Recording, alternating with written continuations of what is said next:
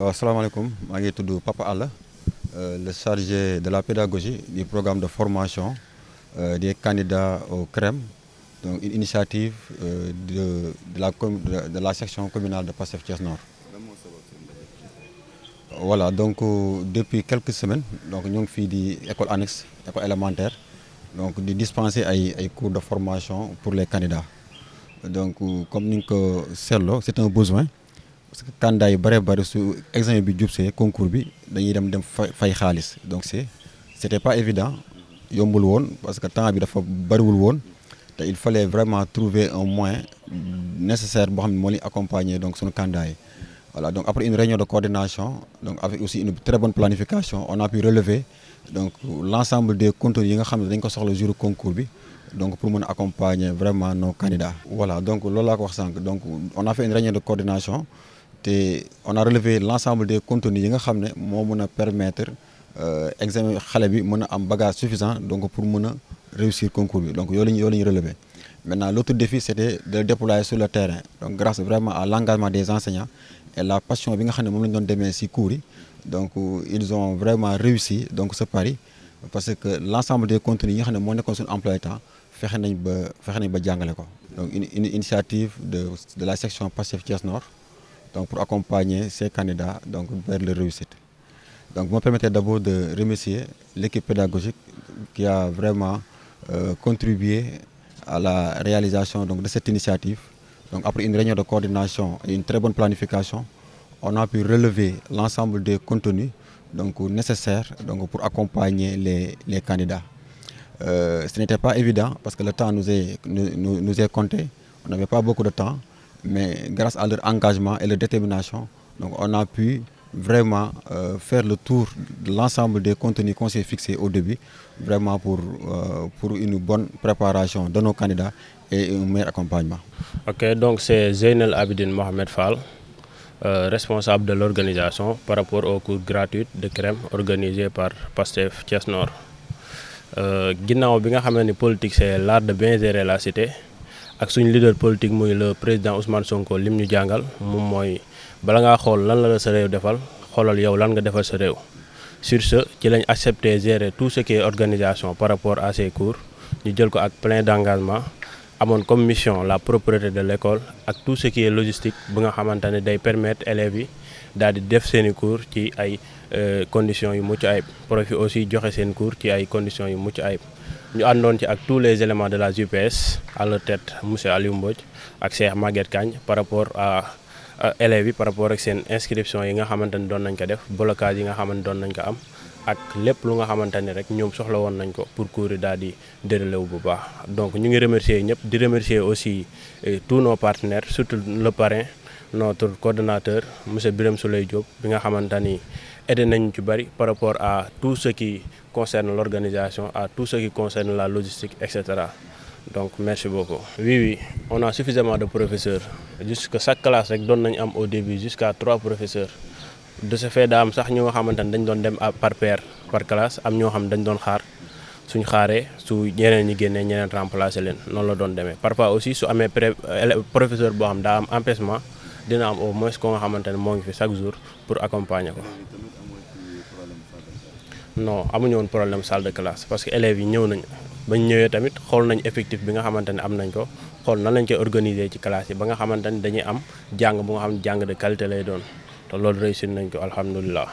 Donc salaamaaleykum, c'est Aline Badara Diouf donc le coordinateur général du programme de formation bu section communale Thiès Nord mayoon les candidats yi war def concours CREM bi. Donc avant tout dañuy sant yàlla parce que pendant 2 semaines voire 3. Donc nos équipes organisées wu nañ donc ba réussir la première phase donc du concours au CREM. Donc c'est l'occasion pour moi de remercier d'abord notre coordinateur donc le frère Birame Souleye Diop parce que c'est lui qui a pris en charge totalement donc la formation. Donc lépp lu ñu ci dépensé donc moo ko génne ci poche boppam. Di remercier aussi le monsieur le maire Mouhamadou Diakhaté aussi gis nañ soutien bu mu accordé à la formation. De remercier aussi les équipes. D'abord, le pôle pédagogique qui a été géré par notre frère Papa Alla. Donc l'organisation qui a été assurée par ZAM et la JPS. la communication qui a été assurée aussi par Bilal Fall. Donc de remercier donc toutes les structures de la section communale Thiès Nord et jàpp ci organisation ba mën a sotti. Aussi de remercier les candidats parce que gis nañ engouement bi parce que boo xoolee groupe WhatsApp bi on a presque 550 candidats en présentiel on a presque 80 candidats yoo xam ni chaque jour de 9h à 13h ñoo ngi fiy ñëw donc di suivre les cours prof yi joxe ay exercices expliquer leçons yi mu leer donc amuñu fi benn incident donc di remercier donc l'équipe pédagogique donc le comité chargé de l'organisation mais aussi les candidats parce que pendant les 3 semaines de formation ñoom aussi bay na seen waar ñoo ngi ñëw heure di wàcc heure exercice ñoo ngi jox ñoo ngi koy def à temps donc di ñaan yàlla may leen une réussite totale. Donc c'est Alioune Badara Diouf, donc le coordinateur donc de la formation gratuite que la section communale Thiès Nord a offert donc aux candidats qui doivent faire le concours CREM. Donc avant tout, nous remercions nos partenaires. En tête, le ministre Birame Souleye Diop, donc qui a gratuitement offert donc ce programme de formation aux candidats qui doivent faire le concours CREM. Mais aussi nous remercions le maire de la zone nord, Mohamedou Diakhaté, donc qui a aussi eu à nous soutenir donc pendant ces 3 semaines de formation. Nous remercions aussi la directrice de l'école élémentaire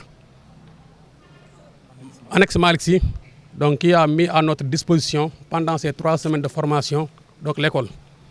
Et aussi nous remercions les équipes donc qui ont eu à organiser en parfaite synergie donc l'organisation. En tête, on a donc le pôle pédagogique qui a été piloté donc de manière efficace par notre frère Pape Alla Ndiaye, donc avec tous les professeurs donc, qui étaient dans son équipe, qui ont assuré une formation de qualité pendant ces 3 semaines. Nous remercions aussi la JPS, donc le bras technique et le bras armé donc de la section communale Thiès Nord, donc à la personne d'Aliou Mbodj et de ZAM, qui ont assuré une parfaite organisation de la formation. Nous remercions aussi notre équipe de communication, donc pilotée par le frère Fall Patriote, qui a aussi géré de manière professionnelle donc la communication de cet événement. Donc c'est une occasion aussi de remercier les élèves, parce qu'on a noté un fort engouement. Donc depuis qu'on a lancé cette initiative, si vous regardez nos groupes WhatsApp, aujourd'hui on tourne autour de 550 candidats donc qui suivent les cours en ligne. En présentiel aussi, on note presque plus de 80 candidats donc qui suivent chaque jour les cours en mode présentiel. Donc tout ça, ça montre que donc, les candidats ont répondu massivement à cette initiative, à ce projet lancé par la section communale Thiès Nord, qui va en droite ligne à la philosophie du PASTEF, qui est le don de soi pour la patrie. Parce que quand on parle de PASTEF, notre ADN, c'est des actions citoyennes, des actions civiques, comme les dons de sang, les journées de Set Setal, donc les journées de reboisement et la formation gratuite. Parce que ce n'est pas une première pour la section communale Thiès Nord. Chaque année, nous organisons des séances de révision pour les candidats aux différents examens comme le bac. Nous organisons aussi des vacances citoyennes, nous organisons des VAP. Donc, PASTEF est un parti qui est dans l'action, est un parti qui est dans la citoyenneté, est un parti qui est toujours dans la satisfaction des besoins des populations. On n'a pas besoin d'être au pouvoir ni dans l'opposition. On est toujours sur le terrain pour la satisfaction des besoins des populations.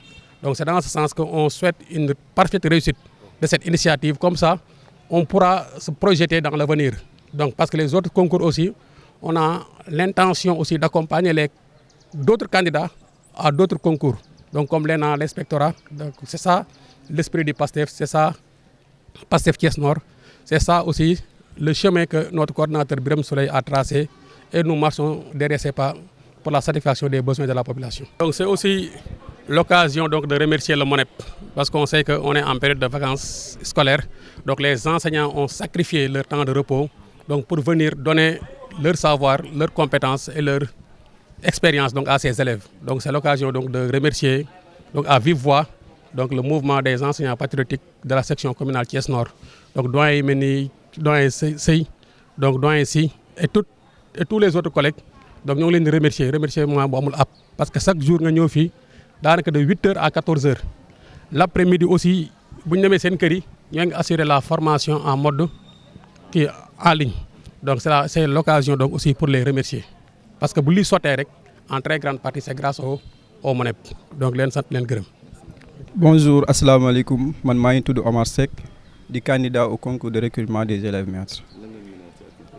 Bon activités yi lu ma si wax avant tout d'abord maa ngi leen di massa coono si liggéey bi en tout cas métti na te jaar na yoon tamit en plus parce que boo seetloo programme bi niveau CM2 bi dafa large te dans presque un mois wala mu ñàkk koo mat laa jeexal nañ on a touché dans tous les sens laal nañ côté yëpp en tout cas alhamdulilah am nañ si yaakaar te ñu ngi leen di masawu coono di leen di remercier di leen féliciter si seen disponibilité merci beaucoup.